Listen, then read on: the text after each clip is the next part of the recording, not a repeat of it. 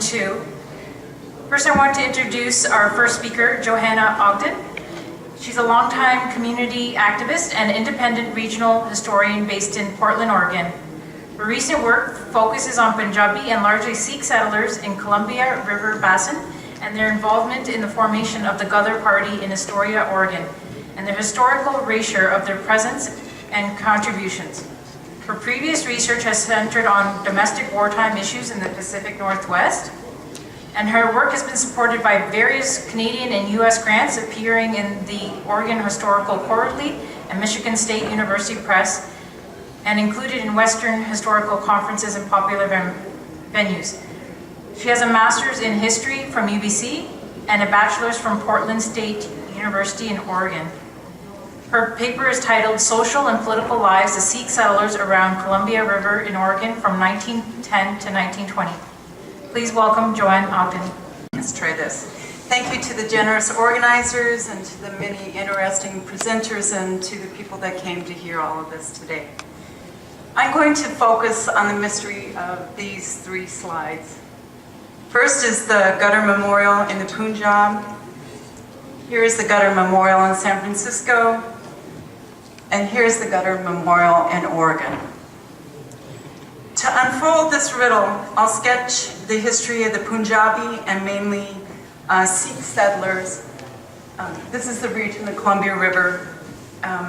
Sikh settlers along about 175 miles of the Columbia River who organized for and then formed the Ghadar Party in Astoria at the river's mouth in 1913. I stand in good company with this claim about Ghadar's Oregon roots, notably with Professor Puri, whose work I relied upon in tracking down the details of Ghadar and the people behind it in the landscape. Also, the British colonial government, judging from the court cases in Lahore and San Francisco, seem to have viewed history similarly. But our historical memory of Ghadar in Oregon is more like that empty slide, due largely to two factors. First is the received wisdom of Western historical wisdom that Punjabis were run out of Oregon and Washington in the wake of the 1907 riots in Bellingham and Vancouver. While the Punjabi community did for years disappear from Oregon, it was not really until after World War II. But the second reason for the omission is the social and cultural beliefs which have produced the narrative of Oregon as a land of white pioneers, which I will return to at the end of the talk. In contrast to that absence, here's what I know about where there were Punjabi communities. And there's one more on here further up the river in the Dalles. Most of these names on the map are gleaned from the 1910 census. In towns like Goble, Rainier, Cathlamet, Hood River, Winans, and Bridal Veil, the census is the only mention I have found of them, despite my having scanned years of newspapers, legal and court documents, birth and death records. This next map stands in sharp contrast to that lack of coverage. Towns that had no record of the Punjabis had Ghadar organizers and meetings. For example, Winans, a whistle stop south of Hood River, brought together 100 men for Ghadar. Similarly, men downriver in Bridal Veil, which was a mill and a bunkhouse at the time, also hosted meetings. The men's entry point into North America was most often Vancouver, San Francisco, Blaine, or Seattle. They came to Oregon later, and I believe largely in response to the 1907 riots. These declarations of intentions help to illustrate my point. Declarations of intentions were the first papers filed at that time for U.S. citizenship. You can see these and others, many others like it, were filed in the Dalles in 1908. And it's not hard to imagine why in 1908 people would leave BC, given the continuous journey provisions and other restrictions that were pushed through against them. Interestingly, the Dalles, though a small Sikh community, was the place I saw the most signs of intended permanence of any town, based on both a high percentage of citizenship filings and the purchasing of land. But the bulk of the citizenship filings I found are from Astoria, and they also indicate a post-1907 arrival. While I found no record of land purchases there, the Dillon family, the only Sikh family in Oregon, did build a home in town, renting the land from the mill. There are other signs of roots, like this marriage. It didn't seem to go well, but it happened.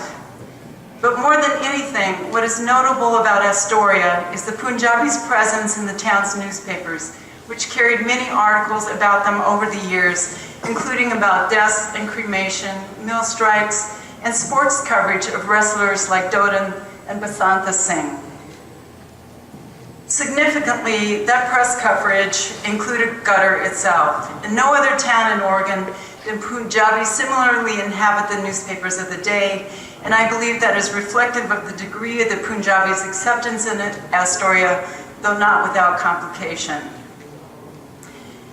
Astoria's records are worth examining in some detail. So the Astoria City Directory of 1906, which is here, in 1908-09, which was essentially the telephone book of its time, shows 2 people with the last name of Singh. But by 1910, almost 50 men with the last name of Singh were in that same directory. A closer examination of the newspaper highlights the wisdom of these migrants' seeming choice of and active role in developing Astoria for their very purposes. This is the first article I located about any Sikhs in Astoria, or for that matter in the state. It tells of the death of a Hindu, spelled with D-O-O, by consumption. So note the spelling of the word Hindu and also Singh without the H. Interestingly, that spelling of Singh seemingly comes from the writer's experience with the significant Chinese community of Astoria. Throughout the next few days, the press coverage changed. The spelling of Singh was corrected, a paragraph of coverage grew to columns, and the paper recounted the cremation and also detailed the city authorities' assistance with it. So from this beginning with Rama Singh, I want to fast forward to this article from 1913. The more I consider this article, the more astounding I think it is. Munshi Ram's notice was written in impeccable English. Ram speaks as both the secretary of the Hindu Association of Astoria and on behalf of the Hindu residents of Astoria, revealing an assumption about Astoria's knowledge of the Hindu residents and their organization. The politics of the event of those involved are not concealed, but instead highlighted Har Diyal as a revolutionist and Ramchandra as a political refugee. Ram also promoted the time, place, and plans for the arrival of the speakers, promising a splendid reception by the Hindu community, revealing no fear of their arrival being known, if not an overt invitation to join into that reception. Finally, Mr. Ram noted the specific lecture on India for the American residents of Astoria, a clear attempt to speak to a wide audience. And finally, that Ram attempted publication in a local paper and that the notice was published are both notable. They are suggestive of the important openings allowed by life in Oregon generally, and Astoria more particularly, that I believe the Punjabi laborers recognized, cultivated, and utilized in their creation of Gutter. But while there was an opening that I believe attracted migrants here, especially after 1907, and this took particularly favorable form in Astoria, I want to be clear. This did not mean that Oregon was a racial mecca.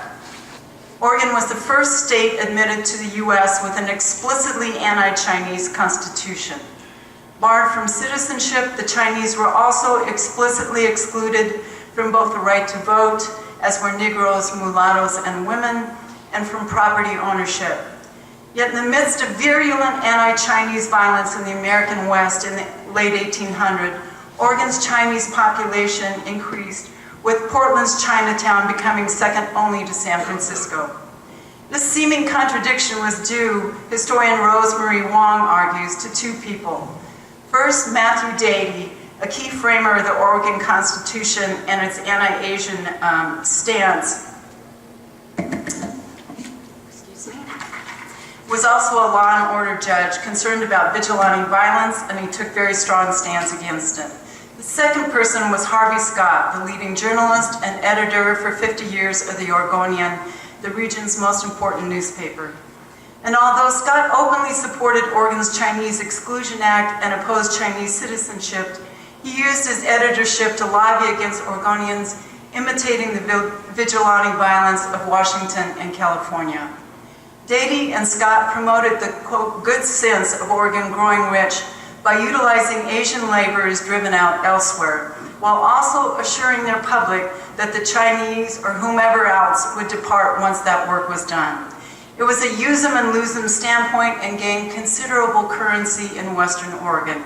Thus, Oregon, judged by the Times, was relatively safe for Punjabis and very much wanted their labor.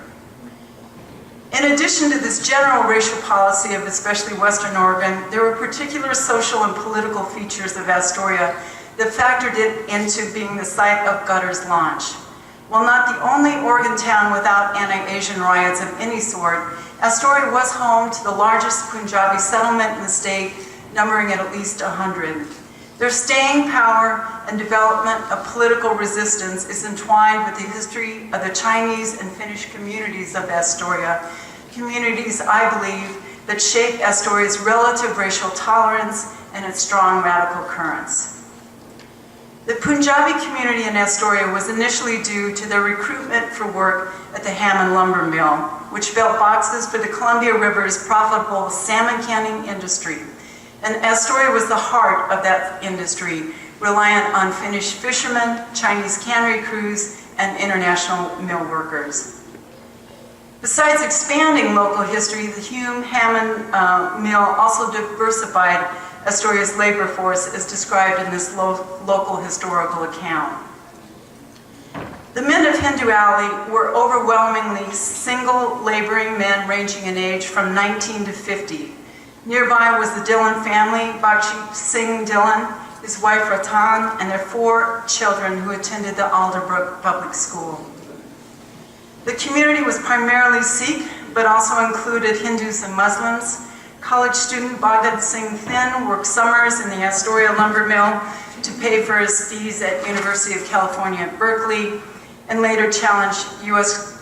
Citizenship criteria in a landmark Supreme Court case. Ramchandra, a principal propagandist for the soon-to-be Gutter Press, visited, talked politics, and briefly convalesced in Astoria. During their years in Astoria, they were involved in wage strikes, taught wrestling, sued one another in court, got in fights with fellow employees, got arrested for drinking and fighting, filed for citizenship, played with the Punjabi children, cared for one another, talked and otherwise entertained themselves in the times they were not working. That in Astoria, a picture of a Punjabi community arises, especially in contrast to places such as Bellingham, I believe is related to the history of the Chinese there, especially in shaping Astoria's relative racial tolerance. By the time the Punjabis arrived, the Chinese, 30% of the town, were integral to Astoria, particularly to the running and profitability of the salmon canneries, and thus to the region's wealth. They certainly experienced exclusion and racism, but there seemed to be acknowledged limits. For example, in 1886, the Weekly Astorian commented, "The Chinese congregate here in Astoria in the same fashion as San Francisco, because they are driven off elsewhere and have no place to go." And it went on to reason that many Astorians refrained from anti-Chinese activities because they believed that laborers might abandon the canneries, thereby causing the collapse of the local economy. So seemingly, Astorians understood that their prosperity was based on tolerance. This shaped the town's relative racial peace and eased, I think, the entry of Punjabis.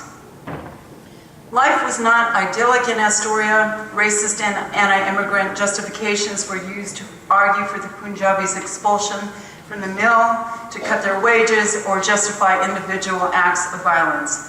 But the Punjabis were not driven out of town. As captured in another pretty amazing article, the first major exodus of Punjabis occurred in 1914, a direct outgrowth of Gutter's influence.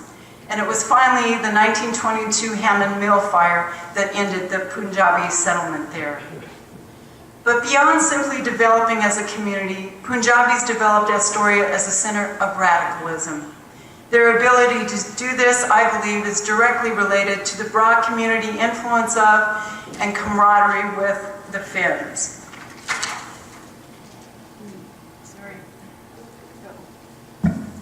By 1905, Finns were almost 20% of the town, many of them fishermen and radicals. They formed the Astoria Finnish Socialist Club, the most active Finnish group in Astoria, and one of the most influential in the entire U.S. In 1905, they built a 5-story hall, the second largest hall in Astoria, and a hub of the town's and the socialist social life. This is the hall Punjabis used as part of the foundational work for Gutter. This is the hall. At the core of the Finnish socialist influence was their belief in a nation's right to self-rule and in the unity of laborers regardless of national origin. That radical message resonated across many of Astoria's communities. Chinese nationalist Sun Yat-sen's fundraising visit to Astoria suggests 1/4. Descendants of Bakshit Singh Dhillon family recount tales of Finns and IWW representatives meeting in their grandfather's house. British surveillance files describe then student Bhagat Singh Thind as keeping company with a bunch of socialistic IWW anarchistic Finns. And both stories evidence the explicit affiliations for which the Finnish socialists and Punjabi nationalists were known. Astoria then can be imagined as a place with strong currents of explicit radical sympathies and of relative social ease for its international community of workers. For Punjabis, it became a place with political allies, away from the hotbed of political spies and surveillance existed, especially in Vancouver, which as a British colony had high stakes in dealing with the increasingly radicalized community whose experiences and shifting aspirations are so well captured in this poem. So Gutter represented a political shift from people working to build a better life back home or a home in North America to working to free their homeland. This political change was the product, as people have addressed today, of the entire West Coast community and its response to the restrictions, riots, and police spies marshaled against them. Confronting colonial and exclusionary policies the world over underscored that simply leaving India was not enough to escape their colonized status. Further, people mixed with radicals and nationalists tied with uprisings the world over. Finally, and seemingly contradictorily, Gutter was also the result of the experience of living in the US, which revealed life without an imperium extracting everything, as Britain was doing in Hindustan. So I think this poem captures many of those experiences and sentiments. But the center of that emerging radicalism was without a doubt Vancouver, and its news and sentiments spread throughout the world through newspapers, temples, and other such networks. The British, Canadian, and US response was to stiffen the political police apparatus focused on Vancouver, along with heightened border monitoring and cross-border spying. Key in all of this was one William C. Hopkinson, who worked what were thought to be the key points in the radical network: Vancouver, Seattle, and San Francisco. Oregon, to my knowledge, but continued investigation, was not a focus of these political policing efforts until after the fact is revealed in the interrelated conspiracy trials in Lahore and San Francisco. So to this admittedly thumbnail sketch of the roots of Gutter, I would add the March 1910 riot in St. John's near Portland as an important moment in the lead up to Gutter.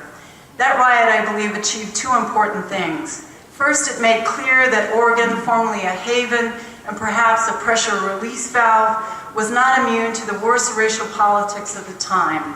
Secondly, it put radical workers living in the area on the radar of and in direct touch with radical intellectuals to the north, such as Tarak Nath Das. The riot occurred on March 21st, 1910, and began as men gathered outside a St. John's saloon. Gordon Dickey, the foreman of the St. John's pulp mill, was the ringleader. Soon the crowd, which had grown to 300, went and ransacked the Punjabi laborers' homes and beat and robbed the men. According to the Oregonian, all of the Punjabis boarded the streetcar for Portland proper that night. But the next day, a number of the Punjabis were back in St. John's, the county district attorney in tow, and identifying their attackers. They named the mayor, the police chief, a newspaper reporter, 2 volunteer firefighters, some shop owners, and numerous laborers from the local mills. 190 warrants were issued and a grand jury was convened to investigate the riot. The mayor, the city attorney, and police chief were charged with dereliction of duty. Ultimately, only one conviction was sustained, and that was against Gordon Dickey. Indicative of Oregon's zero tolerance for racial violence, the British consulate and the U.S. federal prosecutors assisted the local prosecution. The mill continued to employ the men, and the mill manager sat in on the trial on behalf of the Punjabis. Most of the Punjabis returned to work immediately, but several were arrested for carrying revolvers and stating, "We have no protection." Besides arming, the Punjabi stayed active through the long legal battle, and as a part of this fight for justice, Tarak Nath Das penned this commentary, which ran in the Oregonian. And besides finding its publication surprising, it reveals a very close contact with the development in the riots trial.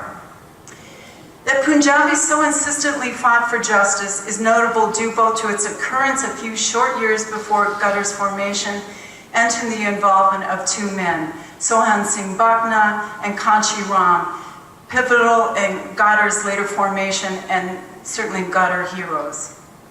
Sohan Singh Bhakna arrived in Portland in 1909, aiming to pay off his mortgage debt back home with his St. John's Mill job. Instead, within a year of the riot, he was reportedly in contact with the United India League in Vancouver, and by 1912, he became a leader in Gutter. Kanchi Ram, a successful labor contractor with a rented home in St. John's, was a Gutter founder and its first treasurer. So I would argue that St. John's did more than simply add to the general restive spirit that existed from Baja to BC. It also led to the critical bridging of Vancouver's political ferment to the broader laboring migrants of the West and its gelling into an organization, perhaps beginning with a meeting between at least Kanchi Ram, Sohan Singh Bhakna, and G.D. Kumar. Due to political pressure, Kumar left BC and joined Tarak Nath Das in Seattle. Together, the two published Free Hindustan and established United India House in Seattle, which attracted a small group of laborers and students. Kumar visited laborers throughout the region, and in early 1912, he went to St. John's. This meeting was held in Kanchi Ram's house and resulted in the formation of the Hindustani Association. Sohan Singh Bhakna was elected president, Kanchi Ram treasurer, and Kumar the secretary. Later that year, a second chapter was formed after Bhakna and Udham Singh Kessel approached Kesar Singh in Astoria. Both groups held weekly meetings to discuss politics and produced a short-lived press, the latter ending when Kumar was hospitalized. With Kumar ill, Tarak Nath Das, Sohan Singh Bhakna, and Kanchi Ram sent for Diyal of San Francisco. On the evening of March 25, 1913, workers gathered in Ram's house to meet with Har Diyal. In that historic meeting, they decided on immediate, direct, and radical propaganda directed to the thousands of men of the West Coast. From this meeting in St. John's, Bhakna, Ram, and others organized meetings in the mill towns scattered along the Columbia River, like Bridalville, Linton, and Winans. By May, they were ready for the culminating meeting in Astoria. That May 1913 meeting, led by Har Diyal and attended by the Punjabis of Astoria and delegates from along the river and beyond, passed Gutter's official program of convincing the armed forces in India to turn their guns against the British, thereby triggering, they hoped, a general uprising. From Oregon, the movement established a weekly press and office in San Francisco, both initially overseen by Har Diyal. The first issue of Gutter generated another conference in Sacramento in December of 1913, and chapters spread throughout North America and to the far-flung communities of Punjabis, weaving thousands of men across the globe into a movement of power. In sum, the Punjabi community gained strength in Oregon and Astoria. They were not driven out, as historians have argued, and I assume when beginning the study. Few visible traces of their presence endure because these men built gutter and not farms and gurdwaras. The legacy then of Punjabis in Oregon is not one of ethnic cleansing, but one of people empowering themselves and finding community and aid in their environs. But while they were not physically run out of Oregon, they have been run out of Oregon historically and narratively. But how does such an important story get forgotten and lost when these were not unknown men in their times? Historian Michel Trougeot offers some theoretical help as to how such an omission occurs. Trougeot argues history is composed of two overlapping but distinct elements. On the one hand, there's a real world out there and things happen in it, but on the other hand, as humans, the only way we can relay or remember events is through a narrative. Trougeot urges us to examine our narratives as to where history reveals itself. In this case, Punjabis are not revealed by Oregon's narrative, so what is? I would argue is the conception of America as a white Christian nation that has stripped our known history and our archives of the many people that have shaped it, including Punjabis. The North American West the Punjabis landed in the early 1900s have been promised to those whites left out of the American dream. But the reality of westward expansion was stoked with infusions of men from every corner of the globe. That mix created any number of political and social tensions. And historian Nayan Shah writes that in these times, the United States and Canada responded with a system of democratic government in which large swaths of their residents were prescribed from full participation, with race a crucial divide. International workers were used to build the West, but not included within its political covenant, barred both from citizenship and from our stories. The US and Canadian governments had a central agreement that they were to be white Christian nations, an attitude well captured in Canada's most popular bar song of the day, entitled "What Else But White Canada Forever." And I'd like to give some concrete examples of how this affected the story in Oregon. As I've said, it was Indian authors that led me to look for the story because the received wisdom from US historians was that Punjabis had been driven out of Oregon. So as you might guess, our archives are very thin, but you could also almost see the filter that had kept Punjabis out. Here are some examples. It's common for local libraries or museums to have early 1900s books listing things like the area's pioneer names or local deaths, but they never listed the name Singh despite their known presence. The local sheriff also had big bound arrest ledgers listing the date, name, and what the person was arrested for. But under the heading of nativity, these contrasted American with Jew, Negro, or Hindu. Marriages were recorded, but not the many other domestic association and liaisons among laboring men, whether they be cross-racial, heterosexual unions, or anything else. And those socialist Finns that should have a lot to say about this, they're radical newspapers and records molded in barns, not used to tell us about the multi-ethnic efforts and alternate hopes discussed in mills and camps everywhere. Ultimately, I think it is through these seemingly benign acts of overlooking and erasure that one immigrant becomes the pioneer and citizen in our stories, and others, like the Punjabis, are forgotten altogether. This erasure undergirds and feeds the persistent myth of Oregon as a land of white pioneer families. The records from the myriad who don't fit are often filtered out of our archives and stories due not to conspiracy, but to our opaque social assumption about who counts and who belongs. And this is unfortunately not just the past tense. Those assumptions and the narratives they produce continue to operate today with the suspicion of Muslims and Sikhs in the wake of 9/11. It is the outlook of the New York Police Department and CIA in New Jersey spying on entire communities, and the lone whacked-out gunman in Wisconsin, to name just a few of the more egregious examples of late.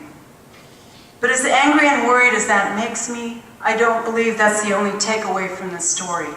For me, the story of the radical Punjabis in Oregon is also the story of the unexpected experience of so-called common people, Chinese, Punjabi, Finns, socialists, Sikhs, or whoever, stepping outside rigid traditions of nationalism. Remembering Gutter's ties to Oregon means remembering a time and a place where people managed to do better than what their times and their so-called place might suggest. It is likewise a story we can't afford to ignore about the importance of radicalism in subverting what is typical and creating camaraderie. Our task is not so easily to simply resurrect these earlier radical dreams, but their kernels and hopes do need to be known and mined. And hopefully, knowing such alternatives exist not just in theory, but in our lived past, will provide perspective and mettle in our very difficult present. And on that note, it feels very appropriate. No, this is the wrong version. Okay, Astoria, which I have in the back, has just signed a proclamation declaring Astoria to commemorate the founding of Gutter there and declaring it the year of Gutter for 2013.